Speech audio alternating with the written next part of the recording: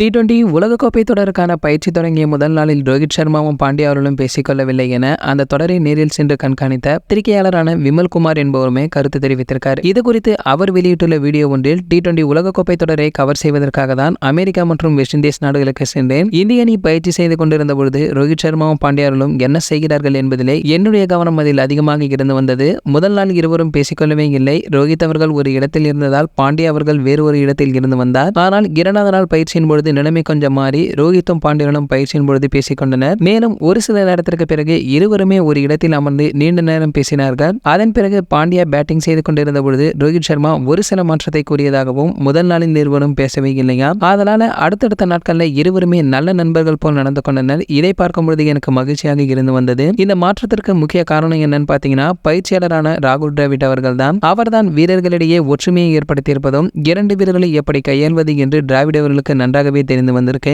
அணியில் உள்ள சீனியர் வீரர்களுக்கு முக்கியத்துவம் கொடுத்த டிராவிட் அனைவரையுமே ஒன்றாக இணைத்து கோப்பைக்காக போராட வேண்டும் என்ற உத்வேகத்தை டிராவிட் தான் விதைத்து வந்தார். மேலும் இவருடைய இந்த தலைமை பண்பால் தான் இந்திய அணி T20 உலகக்கோப்பை வெல்லும் என்ற நம்பிக்கையை தமக்கு அப்போது வந்தது. அந்த தொடர் முழுவதுமே இந்திய வீரர்கள் எந்த ஒரு பதற்றமும் இன்றி மகிழ்ச்சியாக பயிற்சியை மேற்கொண்டனர் என்று பத்திரிகையாளர் விமல்குமார் என்பவருமே கூறி வந்திருக்காரு.